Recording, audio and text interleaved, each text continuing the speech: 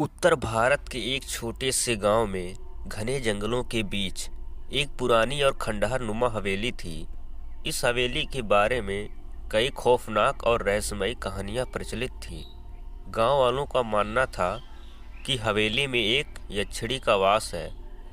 इस यक्षिणी के बारे में कहा जाता है कि वह इतनी सुंदर है कि जो कोई उसे देख ले वह उसका दीवाना हो जाता है। लेकिन उसकी सुंदरता एक भ्रम थी जो लोगों को अपनी ओर खींचकर उनकी जान ले लेती है। गांव के बुजुर्गों का कहना था यह हवेली कभी राजा अमरसेन की थी। राजा अमरसेन अपनी पत्नी रानी चंद्रप्रभा से बहुत प्रेम करते थे। रानी अपनी सुंदरता और कोमल स्वभाव के लिए प्रसिद्ध थी। लेकिन एक दिन एक भयावह घटना हुई। राजा का सेनापति विक्रम रानी चंद्रप्रभा की सुंदरता पर मोहित हो गया। उसने रानी को पाने के लिए एक षड्यंत्र रचा। विक्रम ने राजा के खिलाफ विद्रोह कर दिया और धोखे से रानी का अपहरण कर लिया। उसने रानी को इसी महल में कैद कर लिया। रानी ने विक्रम के साथ कोई समझौता करने से इनकार कर दिया।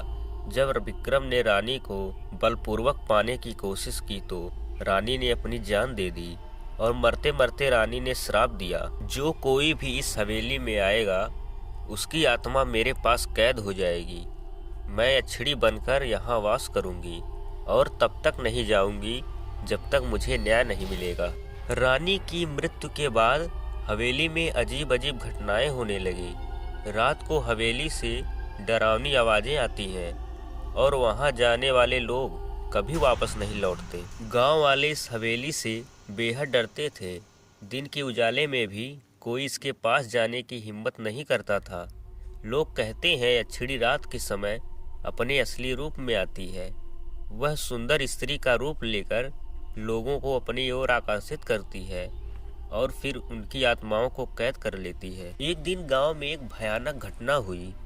गांव का एक लड़का रामू, जिसने इन बातों पर विश्वास नहीं किया और अपने दोस्तों के साथ चुनौती के तौर पर हवेली में चला गया, लेकिन वह कभी वापस नहीं लौटा।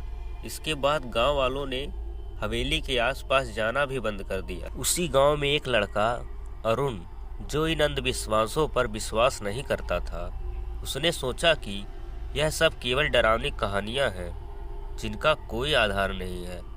रामू की मौत ने उसे सोचने पर मजबूर किया और उसने सोचा कि वह इस रहस्य का पर्दाफाश करेगा।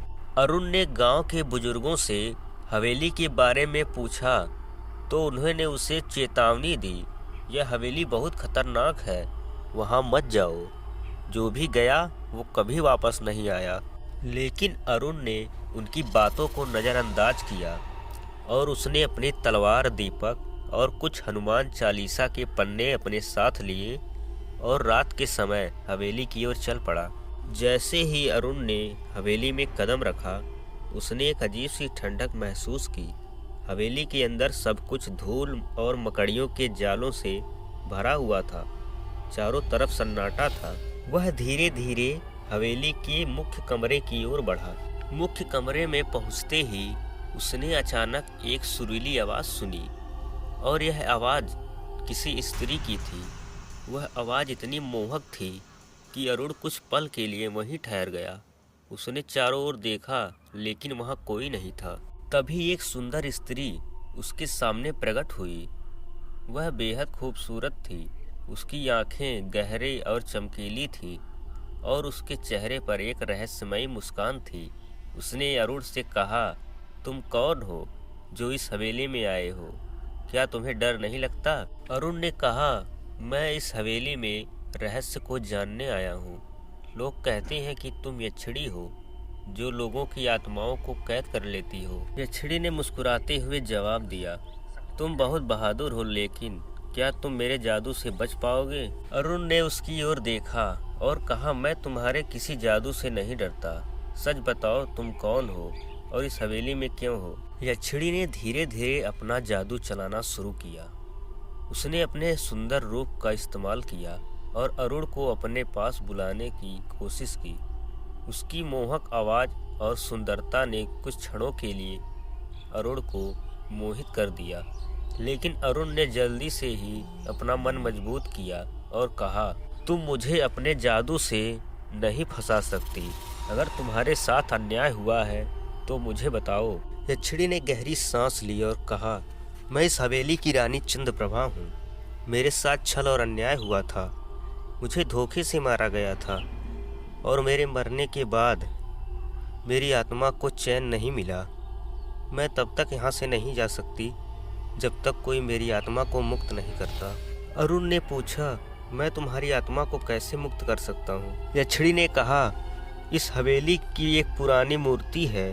मैं इसी हवेली में फंसी रहूँगी, लेकिन याद रखना वह मूर्ति बहुत खतरनाक है। उसे छूने वाले पर श्राप लग जाता है। अरुण ने यक्षिणी की बात मानकर मूर्ति को खोजने का निश्चय किया। वह हवेली के गुप्त कमरों में जाने लगा। जैसे जैसे वह आगे बढ़ता गया, हवेली और भी डरावनी होती गई। दीवारों पर अजीब अजीब आकृतियां बनने लगीं। आखिरकार अरुण ने एक गुप्त कमरा खोज लिया। वहां उसे एक सोने की मूर्ति रखी हुई थी जो तेज रोशनी में चमक रही थी। जैसे ही अरुण ने मूर्ति को छुआ, हवेली कांपने लगी। हवा में अजीब सी गूंजने वाली आवाज़ें होने लगी। यक्षिणी अचानक वहां प्रकट हुई और चीखते हुए उसने बोला, मूर्ति को तोड़ दो, तभी मेरी आत्मा मुक्त होगी। अरुण ने पूरी ताकत लगाकर मूर्ति को तोड़ दिया। जैसे ही मूर्ति टूटी, हवेली के चारों ओर अंधकार गायब हो गया। यक्षिणी का भूतिया रूप एक अप्सरा के रूप में बदल गया। उसने अरुण को धन्यवाद दिया। मैं तुम्हारे इस उपकार को कभी नहीं भूलूंगी।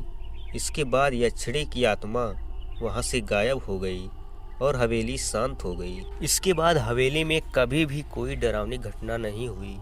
गांव वालों ने यक्षिणी के लिए एक मंदिर बनवाया जहां उसे शांति प्रदान की गई। इसी के साथ हमारी आज की ये कहानी समाप्त होती है।